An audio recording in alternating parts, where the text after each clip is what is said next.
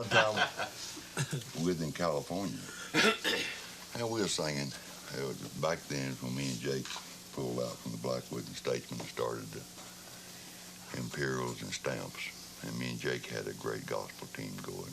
And we played California. Well, I was trying to talk Polly into bringing.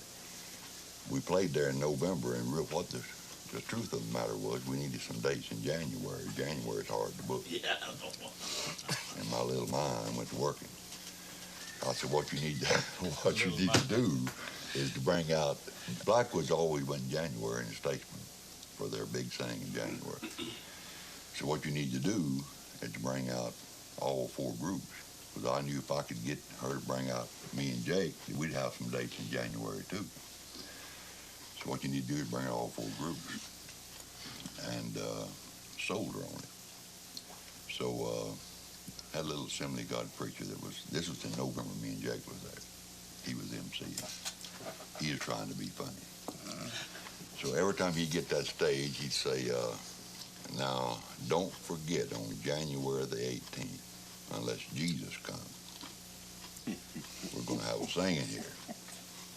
And on that singing will be Hobie Lister and the Sensational Statesman, James Blackwood and the Fabulous Blackwood Brothers, Jake Hess and the Imperials, J.D. Sumner and the Stamp.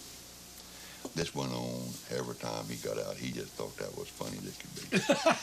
So he just rode that thing to the hill.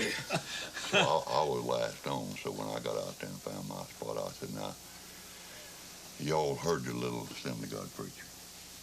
And I said, he's saying to you that unless Jesus comes, there's going to be a singing here on January the 18th. And on that singing is going to be the great Hobie Lister and the Sensational Statesman, James Blackwood and the Fabulous Blackwood Brothers, Jake Hess and the Imperials, and J.D. Sumner and the Stamp. I said, and you and I both know whether Jesus comes or whether he don't, there'll be enough people in this area to fill up this building. I said, irregardless of whether Jesus comes or not, Hobie Lister and the Statesman will be there. He did. Tell them about the J.D. out in Houston. You know, he was doing the recitation. Doing the recitation? Yeah. Well, J.D. did a lot of recitation, like when he was with the Blackwoods. And on I'm Thankful, a song Bill Shaw wrote. J.D. did a recitation where he, in there, he said, Lord, I've always asked you for help, and you've always supplied my every need. One night, Music Hall in Houston, we were doing the song, and J.D. said, Lord said, you've always asked me for my help, and I've always supplied you every need. That's the last time we did that one. I'll tell one on Bill Shaw. You've been good to God, ain't you, Jay?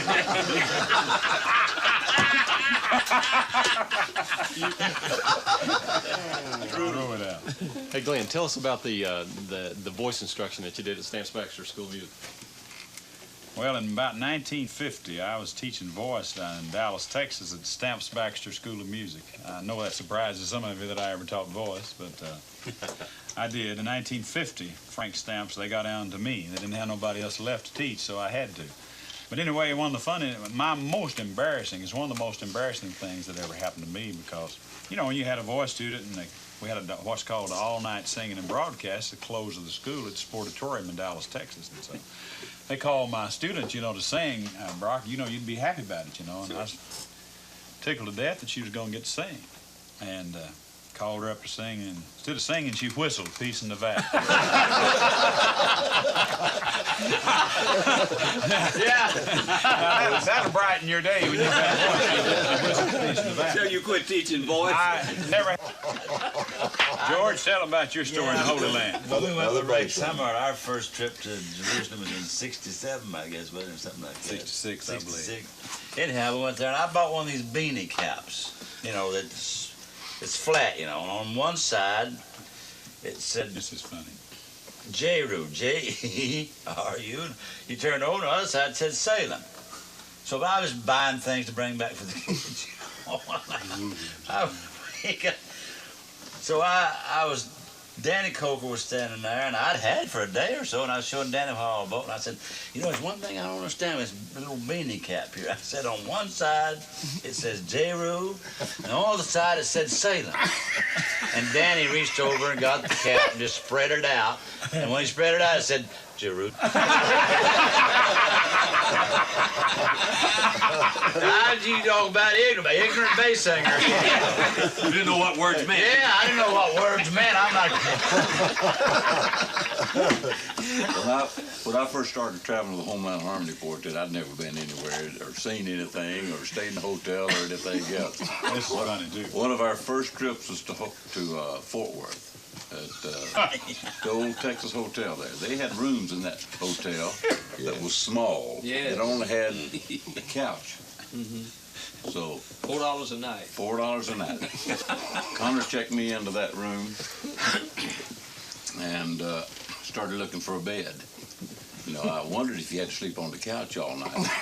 But I looked for that bed, and I never did find a bed in that room. And there's no way I was going to call anybody. They don't know how dumb I was. I couldn't find a bed.